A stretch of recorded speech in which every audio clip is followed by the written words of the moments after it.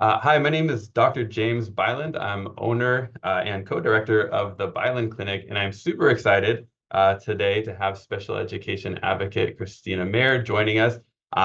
Christina, you and I have known each other for a few years now, and I have to say I still remember the first IEP meeting that we were in, and just sort of immediately impressed with your knowledge of dyslexia and other neurodevelopmental disabilities, your knowledge of special education regulations and programs.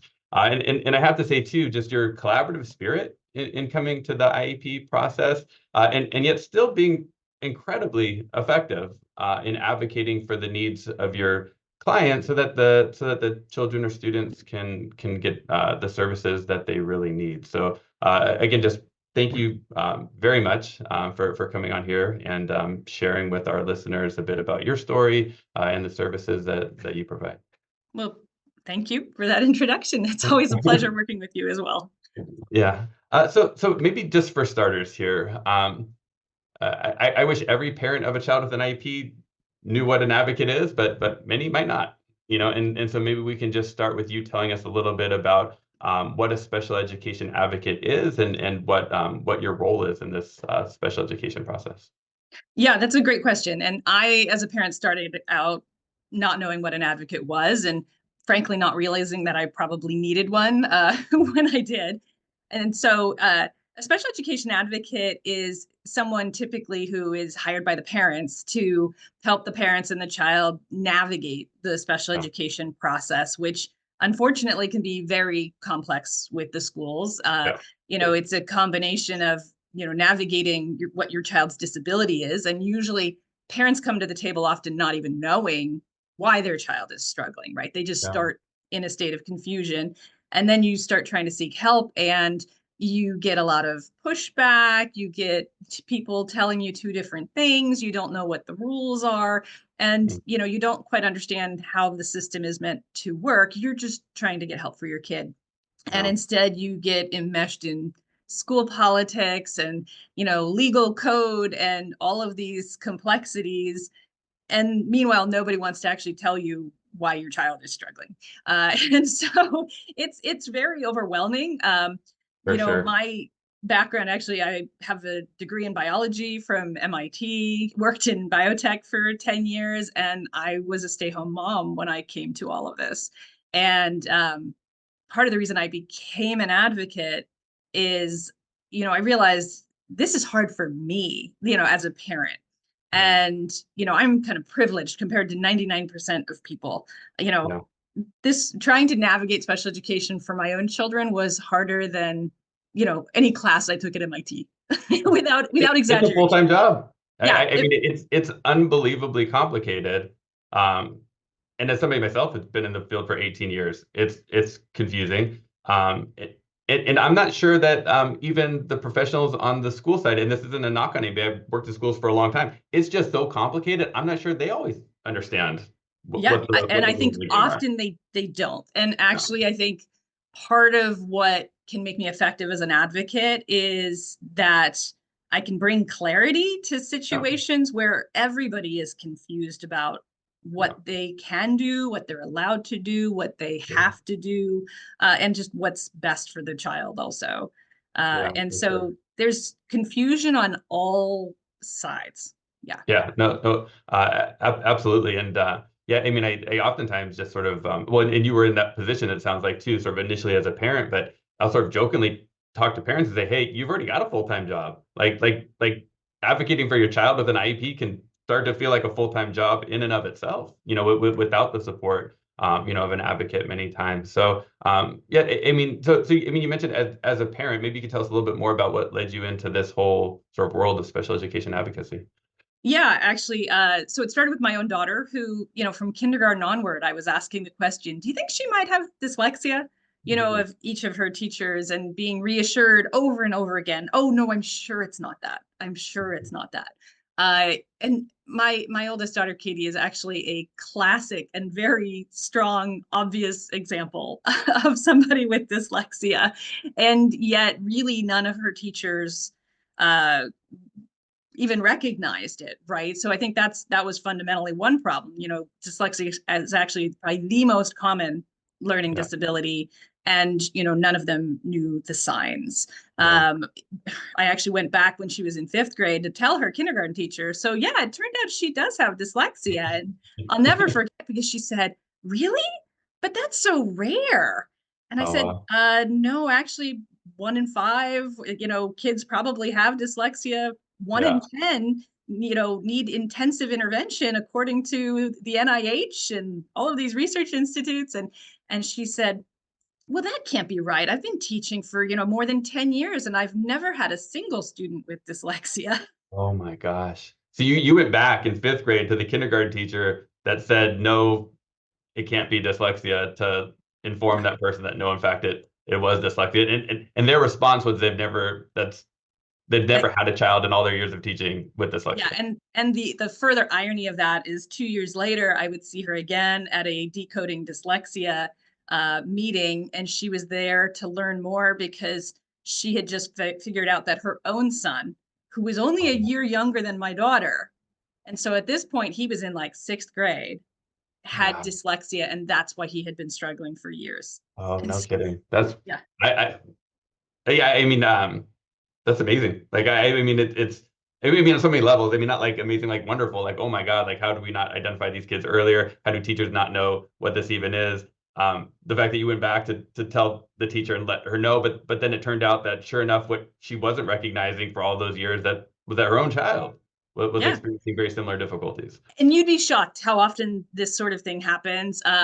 You know, I so I started fighting the good fight, with my own school district. And when I started objecting, basically my school made every mistake you could make at Yeah. every stage of the process of trying to Wow. find my daughter eligible. When I requested a referral for special education, they didn't reply within 15 days. They took like 3 months. When they did their assessments, they didn't complete it in 60 days. They took another 4 or 5 months. And Okay. I didn't understand my rights at the time were Right. being violated, that all of these things were unnecessary delay. Right. Then when we had the eligibility conversations to see if she would qualify, I was told that she didn't have any disabilities at all. Wow. And, she really did. What we had instead was a resource specialist who was at her state cap of 28, no more than 28 kids on her caseload. And my daughter would have been the 29th. And so I literally went into an IEP meeting and I was told all kinds of lies, Mhm. which, the resource specialist a year later would actually quit her job and she would sobbingly confess on my shoulder Oh, that wow. she was threatened, like, sign a waiver that you'll take more kids or go in there and agree with everything we're going to say. Oh my gosh. Right. I mean, it's just horrible. Right. And she had felt that hanging over her for like a year. Yeah. And eventually decided to quit, go teach at a private school where they could Um, let her teach kids with dyslexia the way she wanted. And wow. to realize that not just parents are having this difficult time navigating all of this, but the staff as well. Yeah. And Yeah. so that's part of where I think those experiences have made me a bit more, I don't know, want to say supportive, but I'm very conscious of the different problems that the staff could be going through as well, that make it hard to implement some of these things. And, I had to float my case all the way up to the school board. There were violations going on. The California Department of Education even came in and threatened to cut off their special education funding Oh, if they wow. didn't comply, because the Department of Education had even given the district an order and then the district didn't follow the order. I mean, I had a trial by fire, like Yeah. absolute trial by fire personally. And it was after that that parents started asking me for help. Sure. And it was more and more. And finally I said, hey guys, I don't do this for a living. And they said, well, Right. then if you do it for a living, we Yeah, will you pay should. you.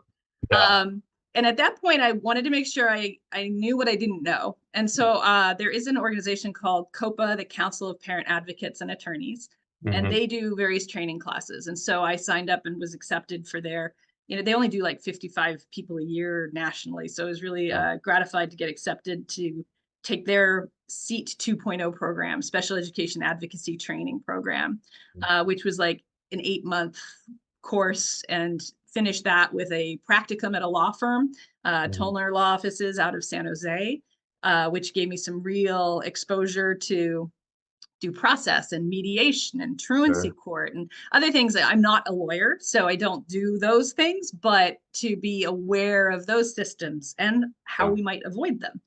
Sure. And so I did all of that, and then I became an advocate. But there's no official training or certification required to be an advocate, which is an Right. important thing for parents to be aware of I agree. when they're looking for somebody, because you're going to want to ask about what qualifies them to be an advocate. What is their experience? At Yeah. this point, I've helped more than 300 families, Yeah. but other people, when they're just starting out, they may have only seen they may have only seen what their child went through. Right. Exactly. And I've seen some of that too. And I've worked with a lot of, really, great, advocates.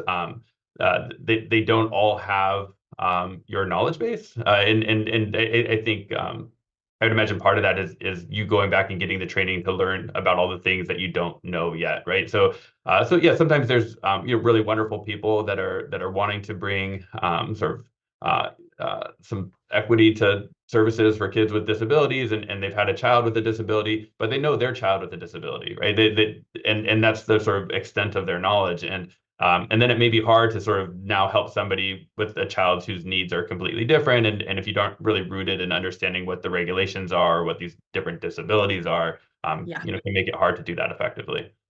It can be. And there are some advocates who will tell you, oh, I only help kids with autism, or I Right. only help kids with dyslexia. Yeah. And I started out really just doing dyslexia because, in addition to learning about the law and everything, I deep dived on all of the research. I knew my school district had done something wrong, but I didn't know what. So Yeah. I spent like 6 months, I kid you not, reading 6 hours a day, every scientific paper and book you could imagine on every disability I thought it possibly could be, to Sure. try to be sure I knew what I was dealing with before I walked in. And so, and as a person who has a science background, well educated, reads really fast, I'm not intimidated about doing that sort of thing. So, Yeah. you know, a client calls me and they've got a disability that some sort of genetic thing I've never heard of, I'm going to spend the Yeah. next hour online and learn what I can about it. Yeah. And Sure. so that's probably very unique to me as an advocate, because Yeah. I will really dig into the scientific research of how do we best help these kids most Okay. efficiently. And for a lot of people, their work as an advocate is more focused on explaining the process and just Yeah. helping the parents through the process. Yeah. Whereas I'm going to tell you, hey, I think your kid might have sleep apnea, or you might have an autoimmune disorder that hasn't been diagnosed, and I Sure. suggest you go see this doctor and that doctor. And Yeah. Sure. that's probably not something that people should expect typically out of an advocate.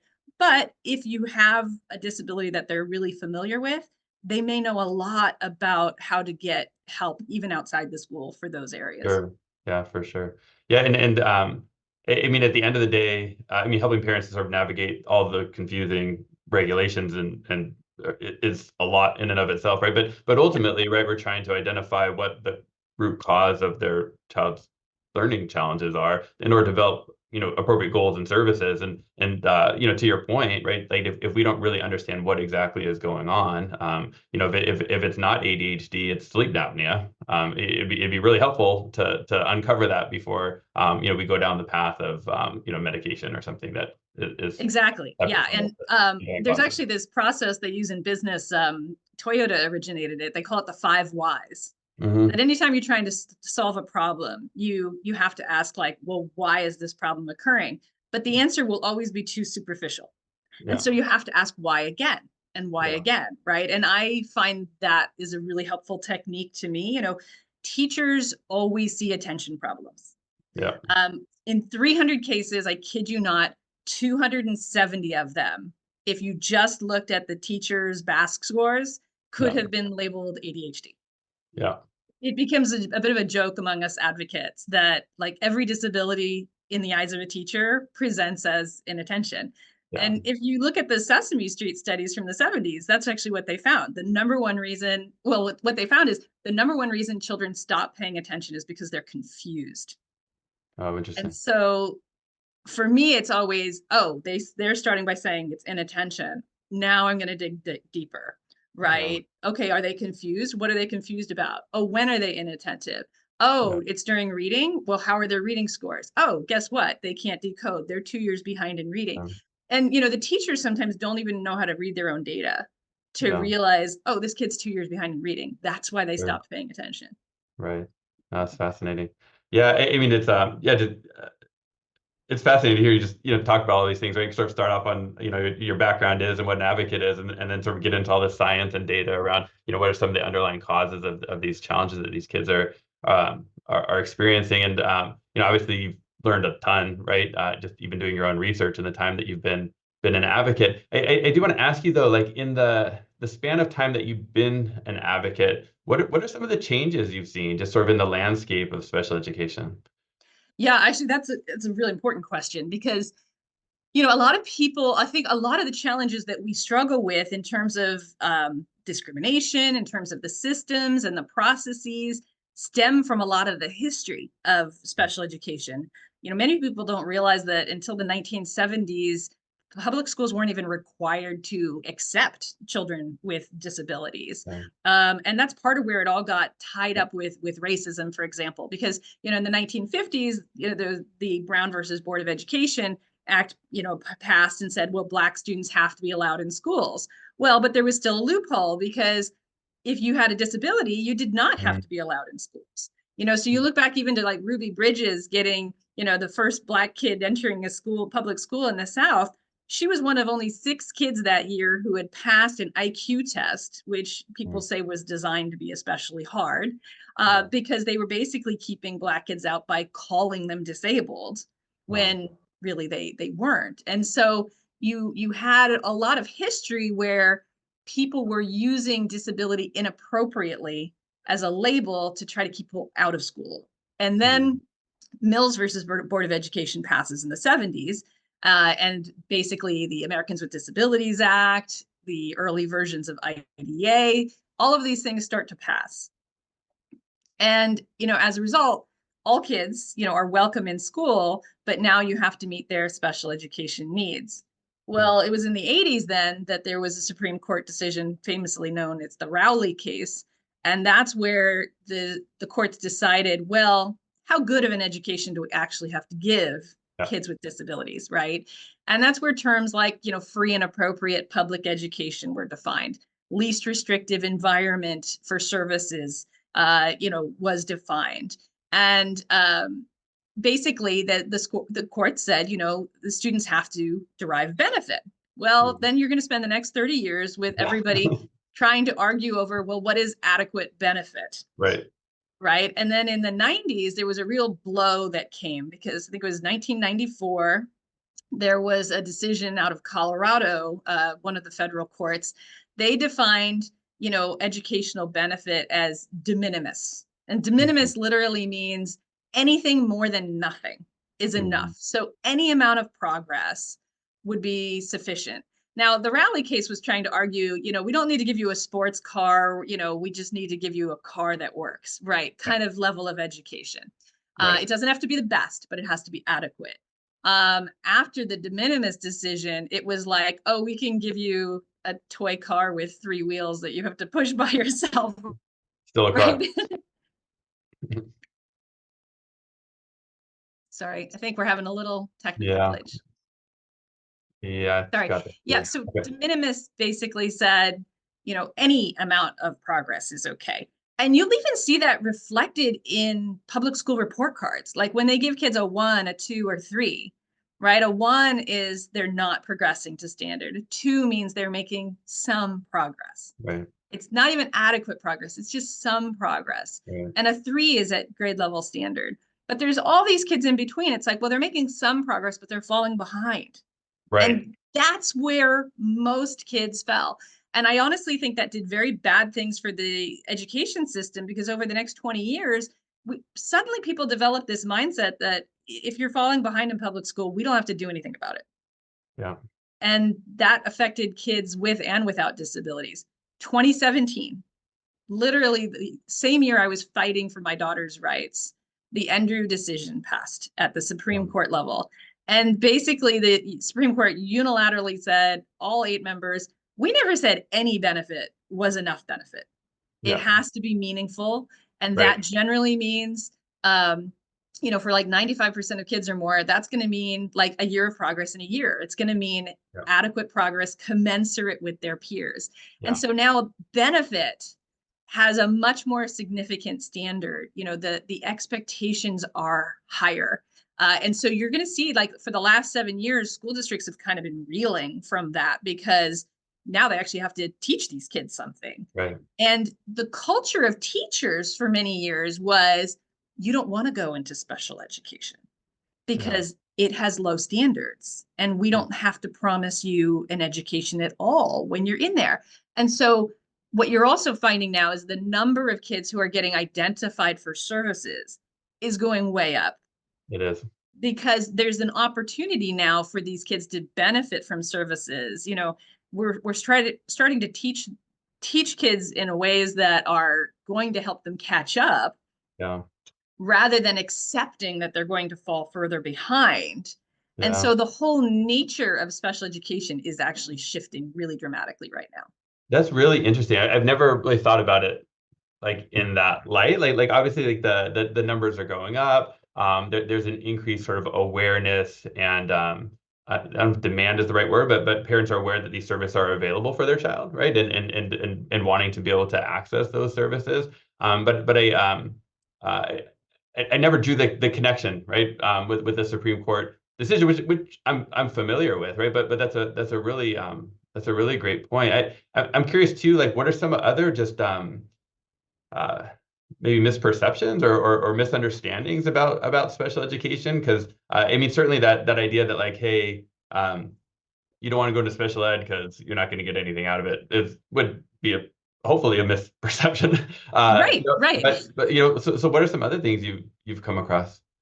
Yeah, some of them are biggies too, because you know historically, like there was a 2012 study on perceptions about learning disabilities, Yeah. and one of the things that came out of that study was that 40% of people think that learning disabilities are caused by poor parenting or poor teaching.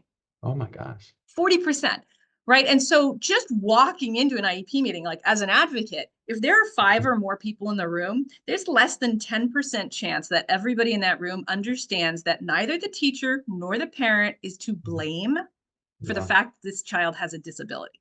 Right. And so that right there is a big one, right? And so Yeah. that's a misconception I'm always trying to clarify. Another big one is that special education is not a term to describe children, right? Um, Kids are not special ed, right? yeah. Your services are. So Right. special ed is not a place. It's not a teacher. It is not a child. You know, special education services is really how Yeah. we should always be uh, describing those things. Yeah. Am I breaking up again? Sorry. We got a little bit of it, but hopefully it just reconnects and we can kind of okay, it looks better now. Yeah. Okay. Yeah. Yeah. So let me just say that again. Special education should describe services, Yeah. right? And so when schools are focused on trying to figure out who are special needs kids, No. I think they lose back sense of the fact that they really need to think of what are our general services and Yeah. what are our special services. Yeah.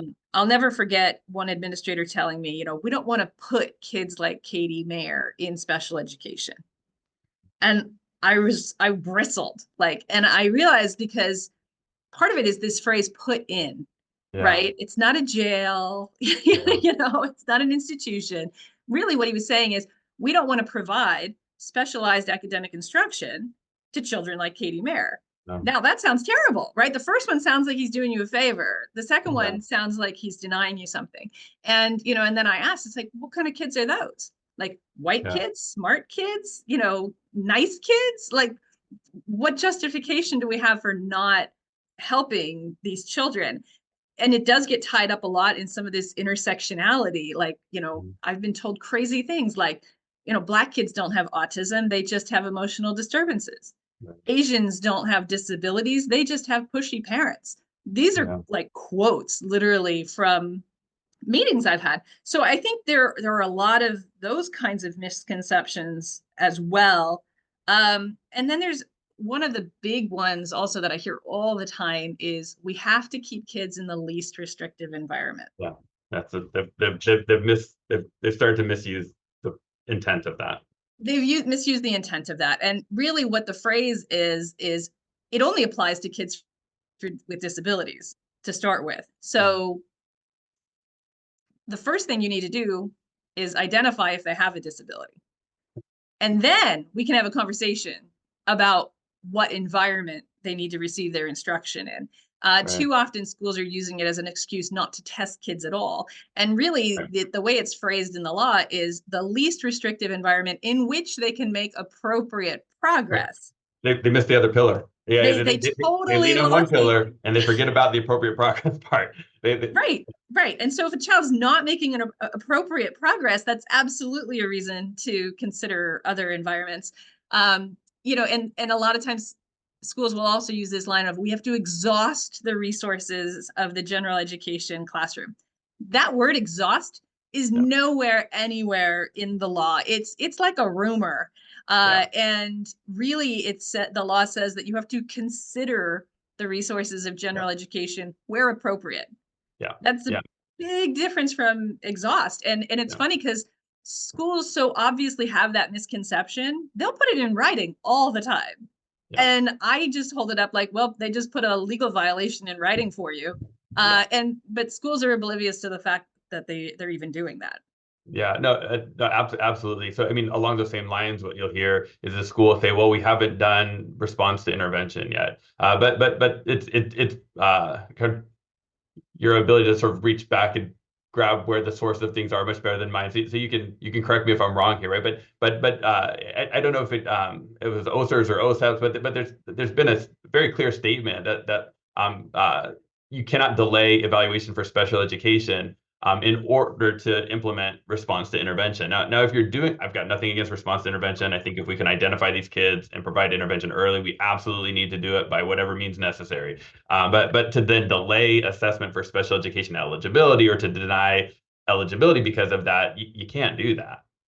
Right. You can't do that. And actually, the research shows it results in a 6-month delay to Yeah, do response to intervention. I think the other thing with response to intervention that people miss is the reason that was introduced back in early 2000s was we didn't know how to identify some of these disabilities yeah, early, but we yeah, knew we needed to intervene early. yeah, And so response to intervention was a way to start intervening even if you couldn't test yet. But yeah, now we have tests where we can identify dyslexia with 93% accuracy or better at age 5.5 and up. yeah. So, the idea of waiting for response to intervention also just doesn't even make sense, at this Yeah. point. No, it doesn't. It doesn't make sense at all. And guys, we've covered a lot of territory here already, and a lot of challenges that parents might face in this process. But when parents are coming to you, reaching out to you for your advocacy services, what are some of the common challenges that parents are reaching out to you about? Yeah, great question. And I actually, in my own head, I think of the IEP process as having like 10 different parts, Okay. right? But there's like 5 of them that tend to be the real hot buttons. The first one is just referral. Yeah. If you actually look at, state of California, the rules for these things vary by state a bit, but nationwide, 15% of kids receive special education services. Mhm. In California, until, very recently, like up until before COVID, only 11% of students were receiving services. Yeah. We have so many kids in California that equates to hundreds of thousands of kids who Yeah. were not being identified for Right. special education. So that is the number one problem is the kids are just not even getting referred and assessed. And, Yeah. parents, if you're in this situation, one of the things to realize is you have to put the request in writing in order to trigger any legal obligation on the part of the school. But if Yeah. you put a request in writing for a special education assessment, the school district has to reply within 15 days. And they have to either say yes or no. Now, they're allowed to say no, but they also have to provide reasons for that. Right. And the bar for testing is actually so low that Oh, usually when schools say no, they've made a mistake. you have to suspect that, like any reason to suspect that they're Exactly. obligated to they're by child fine to And to and to some courts have even held identify this that kid. and some courts have held that if the parent suspects a disability, Right. that's enough. like No. right there. Yeah. And so, putting your concerns that you suspect your child may have a disability, listing some of the academic problems that they're having or social problems that they're having at school, and you ask for that test in writing. Often, even if a school says no in that 15 days, if you then forward that to the director of special education Yeah. and say, I think that my school has made a mistake here and this child Yeah. really needs to be assessed, that person is very aware of the law and Yeah. very aware of the risks that they might encounter financially as a school district if they make these mistakes. Yeah. And so they're more likely to say yes. That's a really good tip. Because I'll tell you what, I mean, I got started working in schools. I've been a school psychologist, program specialist. I've been a school district director. And I know for a fact in my early days as a school psychologist that parents would make a verbal request and people weren't informing them, which the school district's required to do, to inform them that they must put it in writing. And I remember as this young first year school psychologist and being told by the VP, well, they didn't put it in writing. I'm like, we have to tell them. Like you can't Yes. like you can't just keep ignoring the fact and then later lean on the fact, well, you never put it in writing. How's the parent supposed to know they're supposed to put it in writing? The school's Right. supposed to tell them. Yeah, and nobody wants to put this on a website anywhere. Like Oh it should God, just no. be out there, right? Yeah. In fact, in California, in part because there are many adults who can't write, who may not know the language, what the law explicitly says is if the parent cannot put it in writing themselves, you have to offer to Yeah, help them do put it. them in it. Exactly. You have to help them put it in writing. No, absolutely. It's yeah, and I think one of the things, and we talked earlier about some of the changes in special education, and you're sort of just talking about the sort of the history and the increased awareness and sort of the higher requirements of special education than there were before. But one of the things that I've noticed too, just having done this for the past 18 years or so, when I started out, that massive ed code book, you had to order it from California Department of Education. And you'd have to sift through this massive book in order to find these regulations. But just a couple of years after that, a lot of this information started to become widely available and disseminated online. So it wasn't hidden from the public anymore. Right. Like now people actually knew what their rights were. And I'll tell you, when I started out, that was few and far between. Yeah, and that's one of the biggest problems. And one of the main reasons parents contact me is they don't even know how their rights might be being violated, but they're being told stuff that just doesn't make sense to them, Yeah. right? Or their child is failing to make progress. Yeah. So again, it's like a lot of times parents come to me and they don't know what's wrong because they don't know what their rights are. And Mhm. so a big part of what an advocate does is explain what your rights are. Like a parent can request an IEP meeting at any time and the district needs to hold one within 30 days.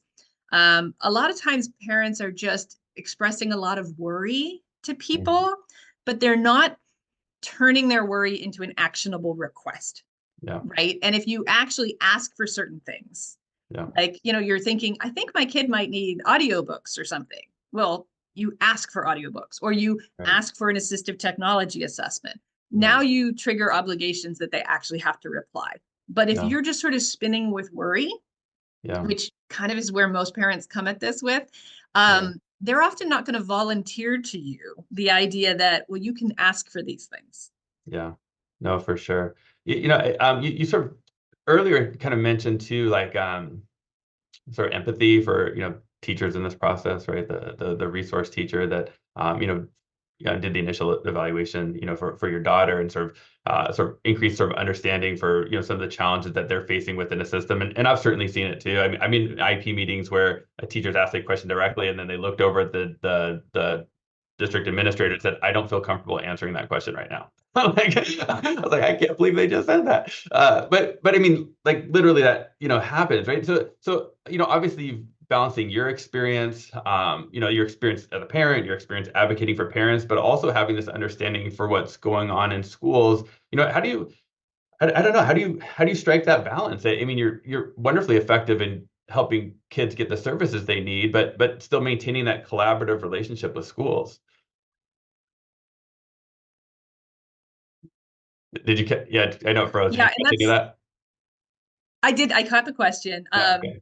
Yeah, just to repeat your question, how do you maintain a collaborative relationship with schools? And it's a great question, and I think it's something you develop over time a bit as an art form, but you have to learn the art of how to disagree with people and Mhm. still be collaborative. And I Yeah. actually do think that any healthy relationship, whether it's a marriage or a friendship, or working with your school, you have to have room for disagreement. Yeah. Schools tend to be used to everybody cooperating with them and doing what they say. They kind of Yeah. are used to being able to give people orders and have people do what they tell them. That's kind Yeah. of how they function with the children in their classes. And Yeah. so they're not always great about handling, parents who want to disagree. But and so sometimes they actually can try to coerce parents like to agree with them, and that's actually the biggest mistake I see schools make. Sometimes you just have to let there be room for disagreement and acknowledge the disagreement, but say no. And Yeah. and I'll explain to parents in advance that we're going to ask for this. They may say no, Yeah. right? If it's a mistake, here's what we're going to do after that. Yeah. Because part of the reason that parents freak out is because they don't know what to do next when Yeah. somebody's refusing them help, right? Yeah. And so that's part of where I help, I think, calm the meetings down, right? Yeah. Because the parents aren't going to panic. Yeah. There's actually a great video I think everybody should in the world, frankly, should watch. It's called Game Theory, or What Game Theory Explains About Life, the Universe, and Everything by a group called Veritasium. And they actually talk about what are called non-cooperative relationships. And how do you succeed when you're functioning in a non-cooperative relationship? And while schools will say, oh, we want to be collaborative and cooperative, they have limited resources. Yeah. And by the rules of economics, anytime there are limited resources, you are now playing a non-cooperative game, right? Effective. Because everybody wants to look out for their best interests. Yeah. And you can expect people to always want to look out for their best interest. And that doesn't mean they're being cruel or unfair. They're just being human, right? So Sure. that's the first thing I think we all have to realize, that people are going to have an eye on their own best interests. But what they go on to explain, how do you collaborate in a non-cooperative environment? And the good news is nice guys finish first. Like there was a professor by the name of Axelrod who ran all these studies and all these simulations with nice strategies and nasty strategies. And the nice strategies are always the ones that come up on top, Yeah. because you're not just interacting with people once. Mhm. You could screw somebody over once and feel like you come away a winner, but you still have to see them tomorrow. Yeah. Sorry, I think I'm Yeah. Go frozen for it. again. Yeah. Right around when you still have to see them tomorrow, or okay, I think we're good again. When you still have to Yeah, see them tomorrow. so yeah, you might feel like you get the upper hand if you screw somebody over once, but you still have to see these people tomorrow, right? Yeah. And so the nice strategies tend to pay off. And so what does that look like? Because you have to collaborate without being a doormat. Yeah. And that means that you go in ready to collaborate, right? Your first signal that you're sending is one of collaboration, and you're clear. You're clear about what you want and what you're asking for. And a lot of times parents aren't. They have no idea what they're looking for. So I help the parents actually bring that clarity, which schools actually find very helpful. Oh, I'm sure. I've had school personnel like cheer when they saw that I came in the room with as the advocate, because they're like, "Oh, we heard parent had an advocate. We were hoping it was you."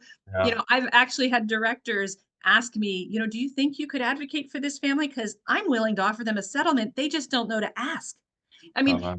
I kid you not, things like that have happened. And so you go in collaborative, you're very clear about what you're asking for. Now, when the other person defects from the relationship, when the other person is non-collaborative, that's when in the video they'll say retaliate. I don't like that word. I'd say that's when you create consequences. Yeah. Because the biggest problem right now with special education is if a school is failing to serve a child, who suffers? Yeah. The kid, The kid. Absolutely. right? There's no consequence on the staff. The people who suffer are the child and often the child's parents. Yeah. And sort of what I do as an advocate is to create consequences. Yeah. It's amazing to hear you like articulate it in that way. Like I've I tend to work with I find myself just sort of working with advocates and attorneys that I think approach it in a similar fashion. But I've never like thought about, sort of how that sort of breaks down, in the way that you just described it. That's amazing. But I can tell you, and in working all different positions as a school psychologist, as a director, as an outside expert assessor, right? I mean, I have been in meetings with people that clearly didn't follow those sets of instructions, and boy, do things break down fast. Yeah. Like it just like there just isn't that type of progress. And you're right, at the end of the day, the person that suffers is the kid, because the kid isn't getting what they need. And Yeah, I don't want to get sort of too off topic, and just sort of thinking back to some of these experiences, and I'm like, oh my God, you shut down communication. Like there were real opportunities to find agreement, and it was shut down because their approach just wasn't effective. Yeah, and then the last part of that, that sort of four steps of kind of good collaborative relationships is to be forgiving, Yeah, right? People are going to make mistakes, and one of the problems for parents is a lot of times they've allowed themselves to be a doormat for so long. yeah, There have been so many mistakes that now the consequence for their child, it seems insurmountable. It's mhm, overwhelming. Um, and that's when people find it hard to be forgiving, but you're not going to be able to move forward without reestablishing trust. So when you think about collaborating in a non-cooperative game, right, so that first rule is start off by collaborating, be clear. If the other person defects from collaboration, then you create some kind of consequence, yeah, right? Many times I'm just trying to protect the interests of the child. I can't force a district to offer a service, for example. yeah, I can request it. I can explain why I think it's necessary. At the end of the day, if they won't offer it, what I can do is have the parent consent with exceptions to the IEP yeah, and say, I don't think that this is an adequate offer of FAPE. I agree you can implement everything so far, but I'm giving you notice that I'm going to pursue private tutoring or something like that because yeah, of your failure to meet this request. Well, now there's a risk for the school. Now there's a consequence, right? So mhm, now you might come back to another IEP meeting. They'll say, okay, now we're going to offer it, yeah, right? Or maybe they won't, but at least your child's not going to suffer all that right, time. Much harder when the parents don't have money, for example. sure, But yeah, but that's an option, for example. Or maybe we're gonna have to go to mediation or other things. But the mhm, fourth pillar then is also to be forgiving, yeah, right? And so you can't forgive every mistake they make like along the way and then feel super super angry at the end, because and this is a lot of parents do this, they feel like they've cooperated for years, which is what I did, yeah, trying to trust the teachers, trust the system, only to find out that this now has dire consequences for your child. yeah, So you are very very upset, yeah, and it's better, honestly, along the way to, of course, correct it in these small ways. And that's yeah, part of how you have a successful relationship. It's like being in a marriage, right? And you stop telling each other the things that are bothering you until it's like you're just ready to explode with it all. And yeah, and it can be easy to not want to have conflict frequently, but then sometimes it really becomes this pent up thing. yeah. And so you eventually, though, you're going to have to forgive these people in order to recreate trust, or else you're gonna have to go to a different school district because it's over at that point, right? Absolutely. And that's where things become, well, it can become really problematic, right? And I remember even working in as a school district director and talking with our staff, and trying to explain to them that, like, some of these major consequences for us are because we let relationships break down. It wasn't, and to your point, like as a district, we suffered a lot of consequences for allowing those relationships to break down, and sometimes, frankly, just not to do just very common sense things to maintain that sort of common ground and make sure that kids are getting, service. But yeah, it's tough once the relationship between the family and the school has completely broken down. Those are tough meetings. Yeah, it is. And so many times actually that's when I'm being called in. I mean, parents are calling me, sometimes they're crying, they're angry, they're afraid. And so if I'm doing my job well, I'm going to help the parents sleep at night, right? I'm going to help them put together a plan that isn't completely reliant on the school being cooperative in many cases. Because once you can take that stress out of things for parents, that they're really deeply fearful for their child, we can all have much more rational conversations. And I know for myself, even my hardest, most emotional IEP meetings are still the ones that I would have for my own children.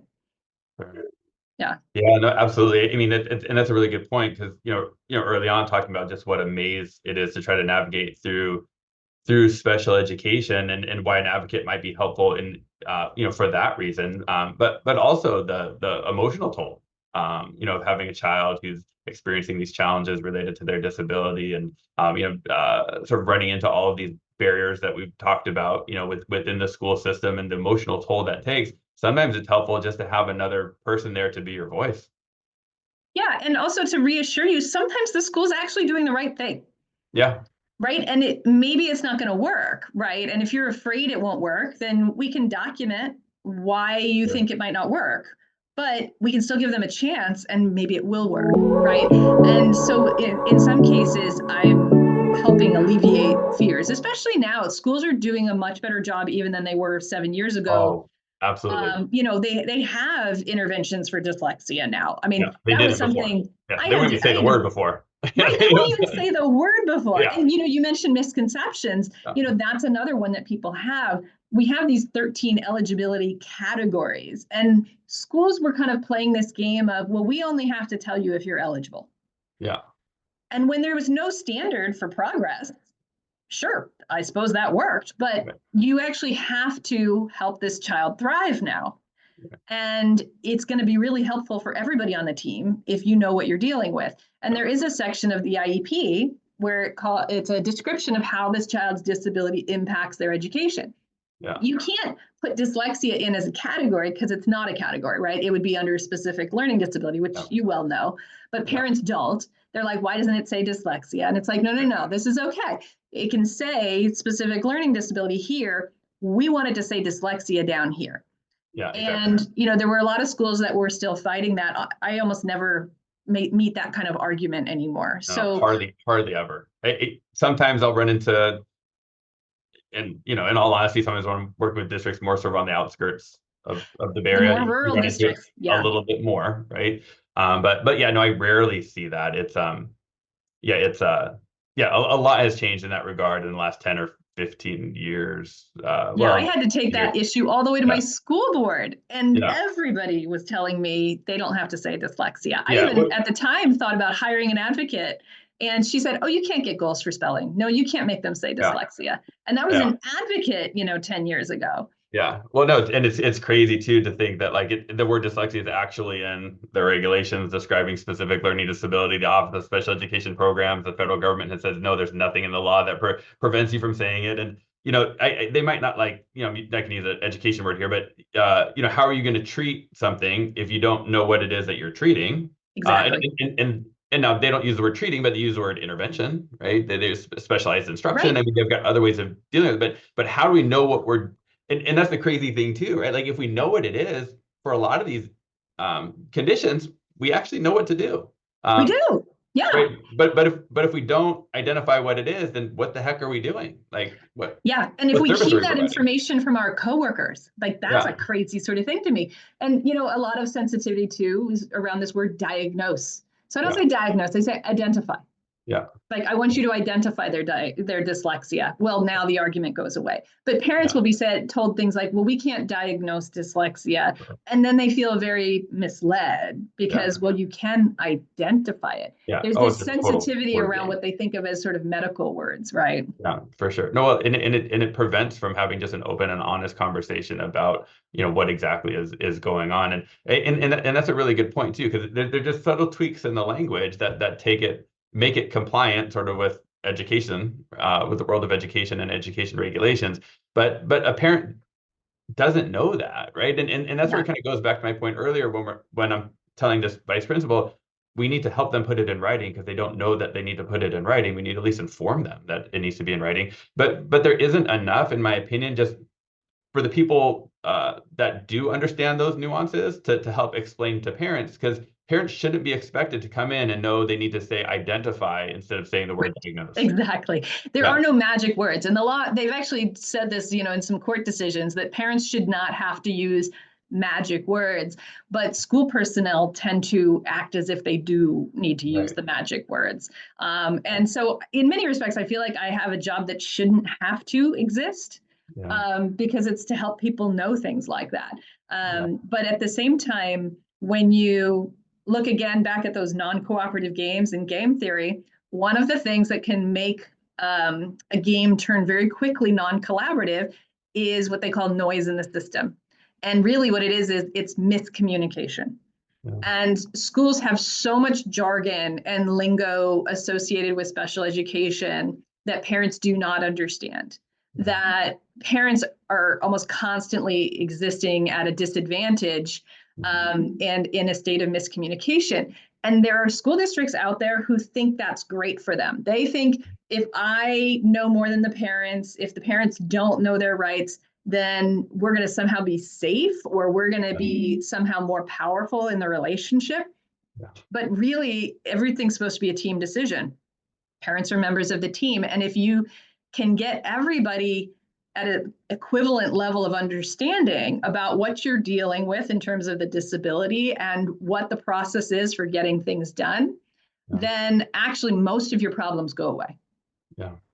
Yeah, no, it's yeah, it's again, there's so much, Christine. It's like I mean, because it's absolutely true, and you can have two. Because I've been a district director, I've been in these conversations, I've heard what goes on behind closed doors, so I mean, you can have some under-resourced school district and community talking with the director from a district with tons of resources, and that district from that under-resourced community knows that they're getting away with a lot of stuff.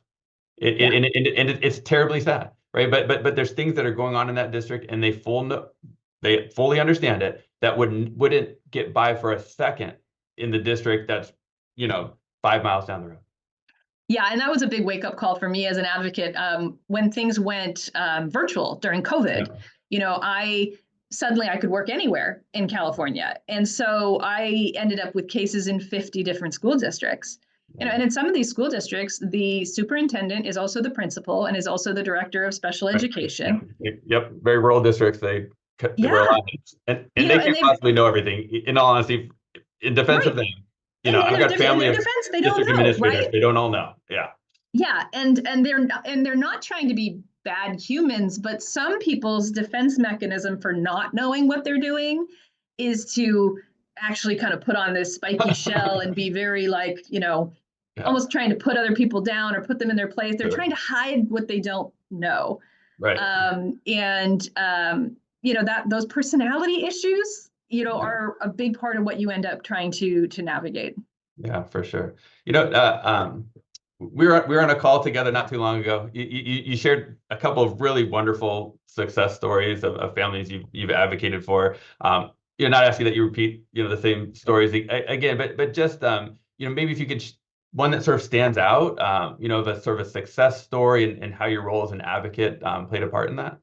Yeah, sure. I mean, honestly, when I talk with other advocates, sometimes they'll even say it's just like it's hard to get through the day sometimes when you feel like you're not making a difference. And sometimes they're like, "Do you feel like you're making a difference?" And I'm blessed to say I feel like I really am. Like I would say probably about 70% of my clients are on a catch-up trajectory.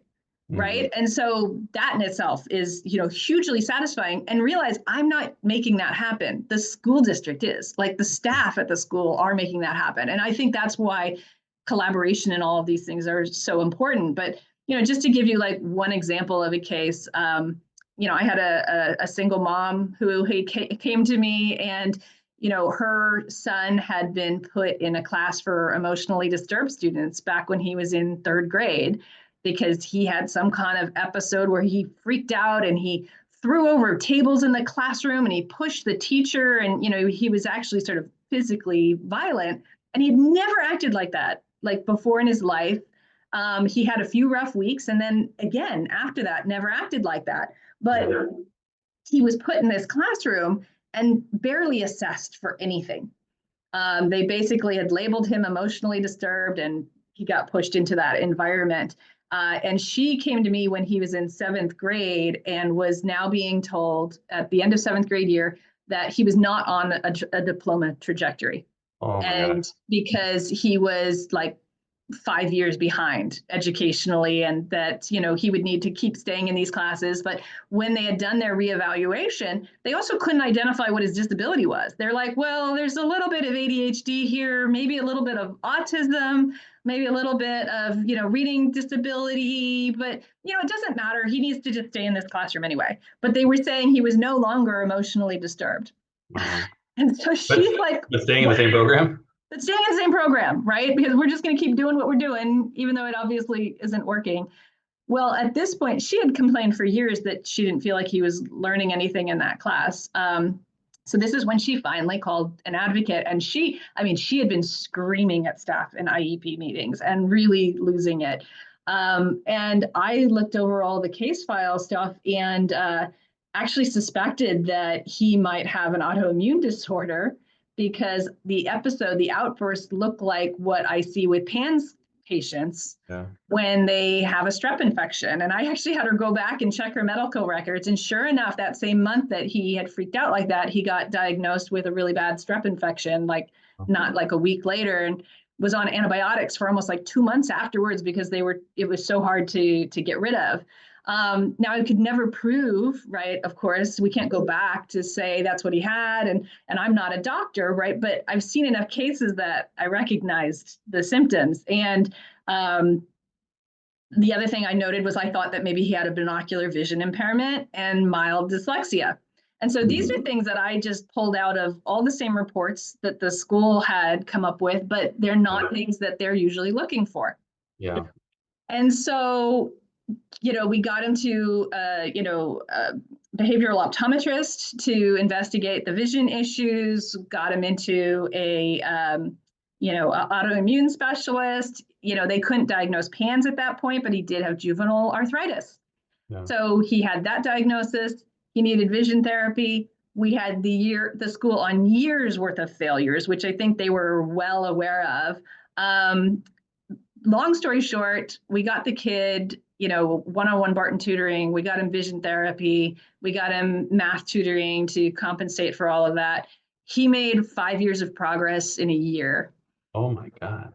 And was then able to enter high school in gen ed classes on a diploma track. That's unbelievable. And he has walked and gotten his diploma. And that was one of my proudest moments. Was mom sent me the picture of his graduation card, and with the note like, none of this would have happened without you. That's incredible. So yeah, that's one that I really hold in my heart. Oh, for sure. Yeah, and because it completely changed his life, for the trajectory of his entire life was almost made in that 1 week bad decision, because he had a bad moment when he was 9 years old. Great. Yeah, no, it's crazy. Well, and then if it wasn't, for the mom, sort of her gut feeling, knowing that there's something wrong here, right? Like maybe I don't know what all the regulations are. Maybe I don't know what the underlying cause is, but this just feels wrong, right? And then to reach out to you, and with your support and guidance to be able to uncover these things. I mean, imagine if she hadn't done that, right? I mean, this kid would have stayed in some class for kids with emotional disturbance where there was probably 0 to no academic instruction going on, all the way through high school, and would walk out an adult without a diploma. Yeah, and it would have. He's the kind of person who might have ended up in jail, to be frank, and except he was actually pretty mild mannered, other than that one episode.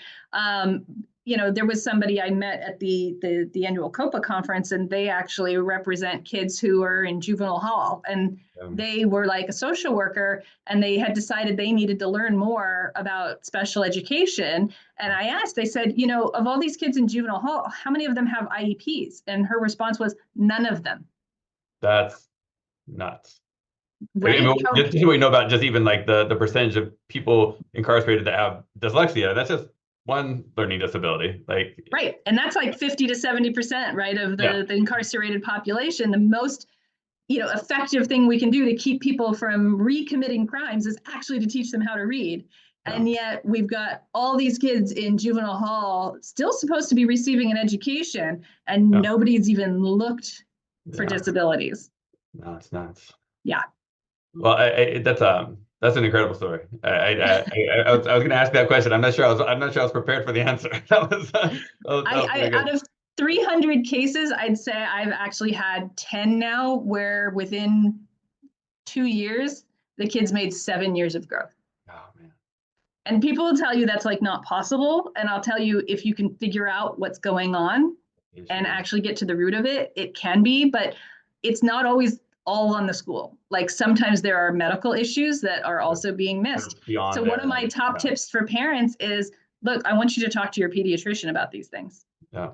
I want you to tell them what's going on. It's never occurred to most parents to talk to their pediatrician about the fact that their kid is struggling in school. Yeah. Yeah. That's a great point. Sort of on that note, I mean, are there other sort of tips you would, give parents who are sort of, I was going to ask sort of, new to this world, but it doesn't have to be new, right? Like what advice would you give to parents who have a child who's struggling in school? Yeah, I mean, well, one of the things that most parents don't know, and I always feel like it's one of the first things I have to tell them, is there is typically, from a legal standpoint, a 2-year statute of limitations on making any kind of claims against any school failures. And so sometimes parents collaborate for so long that then it's almost like they're not entitled to any compensation for the failures, right? And so I encourage people, parents to collaborate, but, keep your eye on the progress, Yeah. because you really need to be thinking about that 2-year mark and whether you need to make some decisions within that time period.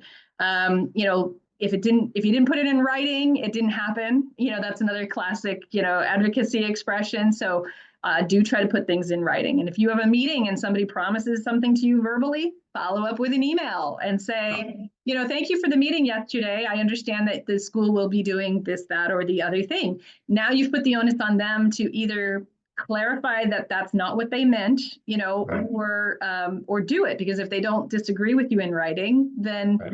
what was in writing tends to stand as the Yeah. interpretation of the truth. Otherwise, later on, it's all he said, she said, right? And it's very hard to resolve those kinds of issues. My other big advice for parents would be, if you're, creating IEP goals, look for it to be verbalized to you in a way that you can understand, like written in a way that's meaningful for you, and aim for more than a year of progress. The purpose of special education is to help you make more progress than you would have made in general education. Now, okay, if your kid was only making 3 months of progress when they were in gen ed, then yes, a year is going to be a huge improvement. But I think you need to aim high, and you aim for a service level that's actually going to close the gap. Yeah. That's one of the big keys to my success, is pushing for that. And they're not always going to offer it, but then you can always use that consent with exceptions is your single most powerful tool as a parent, and everybody should learn how to use that. How to basically say, here are the things that I agree with, which you can do. Here are the things that I don't. Or, I'm going to agree and give you permission to do everything, but here's what I think you're missing, and here's what I think you're forgetting. That way the school can start helping your kid, but you're still protecting your rights if they're not doing enough. Yeah, that's really good advice. And just to sort of like reiterate the piece around the importance of goals. I mean, in our earlier conversation around, what's appropriate, it's not the only measure, but it's a very good measure of whether or not your child's getting what they need. And so, sort of on that point too, around your point around, it's explained or written in such a way that you can understand it. Everybody at the table should walk away with the exact same understanding of the skill that child is supposed to demonstrate in a year from now.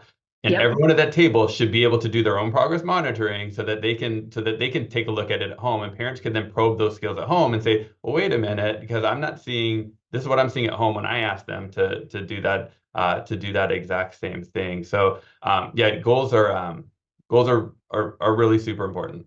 And Yeah, it's and they really don't important. always One of the things people don't understand too is they don't always have to directly correspond to the instruction. Like some people are too literal. They're like, well, if we write a goal for reading fluency, then we're going to have to drill them on fluency activities. It's like, no, you can teach them decoding skills, and we're going to monitor the reading fluency Right. to make sure that this kid makes a year and a half of Yeah. improvement in their reading fluency. And we're going to prioritize, bringing up the grade level, before the speed, right? Things Yeah. like that. And No, for sure. you can tell then, right? If your child was reading at a grade 2.0 level and now they're reading at a grade 3.5 level, parents are going to be thrilled with that. Yeah, for sure. Yeah, and to the earlier point you made too, just around like closing the gap. Now, there's a lot of factors, of course, that are going to influence the amount of progress that we might anticipate, with a particular skill. But and this kind of goes back too with sometimes, needing to help educate the educators, on things, because you'll see goals that are written that would suggest some progress from baseline. But when you take that progress from baseline and compare it to the progress that all of their other peers are expected to make without intervention during that same period, what you realize is that little bit of progress that they made actually set them further behind their peers. Exactly. And it's a really tricky thing to, it takes a lot of work and research to sort of to tease those things apart, which is why probably the person who wrote the goal didn't have the time to do that, and they picked some generic goal from a goal bank or something, and it populated into the IEP. But either as a parent, sort of doing the digging, or working with somebody like yourself that understands these things and can help explain it not just to the parents but the school staff, can be hugely valuable. Yeah, and I always think of that as trajectory. Like what we are trying to change for this child is their trajectory, and help them actually grow faster. And one of the things I'll see in schools now, a lot of them have curriculum, for example, for reading instruction, but they don't have well-matched small groups. The kids are all at different places, and they don't understand that, well, you're going to teach this kid for a year before you get to a new lesson for them. So they're not going to progress. So that strategy doesn't map to our goal here. Or they're taking way too slow of a pace, right? They're not doing the program 3 days a week. They're doing it once a week or something like that. And, I'll tell you from my experience, and this is a tip for parents as well, you need to get your intervention done within 3 years. Because if you don't get your intervention done within 3 years, your kid is going to be just done. Like they're just going to be really tired, and they're going to be sick of it, and they're going to want to give up. And so anytime I see a reading intervention curriculum, I look at the scope and sequence, and I literally cut it into thirds. And I say, this is the lesson we need to get to by this time this year. And I always have to push to get that. Yeah, no, that's really great advice. I mean, I was in a classroom just last week for this the reading instruction that the reading intervention that the district that I won't name the curriculum, right? But that they purchased, and it just sort of like widely implemented with very little training. With a group of kids where the group size was far too big. The range of skills from just a casual observer was way too broad. And fortunately, I had the curriculum guide along with me while I was doing the observation, and not only was it not being implemented, as it was supposed to, there's huge sections of the curriculum that were skipped over, and at the end of the lesson, there wasn't any evidence that any of the children had gotten any better at any of the skills that they were practicing during that time, and yet they got an hour of reading intervention. And it was a really terrible example of how bad it can get, right? But it's it's really great advice that you're offering. I'm almost like nervous to ask this question because I know how incredibly busy you are with all the great work you're doing. But if people are interested in sort of learning more about your services, where might they go to learn more, or are there other resources that you might direct them to? That's a good question, and I don't even have a website because my business grows so fast by word of mouth that I'm like, I don't need to bother keeping up a website. So unfortunately, I don't have like a website that you can actually go see. Usually people just email me. I do. I'm also the director of a nonprofit called Everybody Advocate, and so people also can find an email contact information for me there. Just emailing even info@everybodyadvocate.org works. I'll give that instead of my personal email, which Yeah, I don't want to put you on the spot. But yeah, generally that's how people reach out. I'll be honest with you. I mean, right now I have a wait list. So part of what I'm doing is training other people to become advocates, because there's like 800,000 kids with IEPs in California, and there's maybe 400 advocates, right? The average advocate usually handles 20 to 40 cases.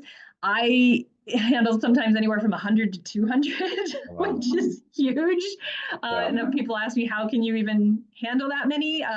But once you get things in a good state, actually, I'm kind of in maintenance mode for a lot of them, which is a nice place to be. But yeah, so I mean, families can absolutely email me. The other place you can go is the Council of Parent Advocates and Attorneys has a website, and they have a directory that is searchable. It's not very good at searching by location, so you're better off just looking at all of the advocates in California and then looking for a city that's near yours. But if you do look for an advocate there, I would look for somebody who's gone through that SEAT 2.0 training like I have, though it's not always up to date on their website. I don't think mine is actually listed, for example. So, you do have to kind of call around. Unfortunately, especially as you enter the last half of the year, a lot of advocates are going to be just fully booked. But you can always take a friend with you to an IEP meeting. Somebody who has been through this before, maybe a teacher, other people. You're allowed to have a companion. And I took even just a friend, my neighbor, with me to a couple meetings because I wanted somebody else to hear what they were saying. The other trick you can do is always ask to record your IEP meetings. You do that in 24 hours in advance. It actually brings down the tension level and it puts everybody on their best behavior. And a lot of people think that's going to heighten a sense of conflict. The experience actually shows that it lowers it. And so I think that's always a good tip for families overall. But if you are coming up against that 2-year window where you think you might be owed past compensation for mistakes or failures, talk to an advocate or attorney sooner rather than later, because you might expire that window. And you do want to make corrections as early as you can for your kids. Yeah, those are great tips, and yeah, I'm not sure your parents know that, right? Like they get a meeting notice that lists all the people that are going to be there, but they're also able to invite whoever they want, to the meeting. So certainly inviting a friend or somebody who can support you through that process that's really a great idea. All your tips are really great ideas. I mean, you did sort of kind of open the window on Everybody Advocate and the work that you're doing to train future advocates. So hopefully you'll agree to come back on here soon and tell us a little bit more about what you're doing there too. I would love to. That would be great. Okay, awesome. Well, thank you so much, Christina. I really, really appreciate you coming on. And I know I explained to you, I'm like, want to bring people on who can share what they're doing as a resource for parents, but you're a resource for me. I'm sitting here taking notes and learning from all the things you're sharing. So I really personally and professionally really appreciate your time. Always a pleasure, James. Have a great day. Thanks.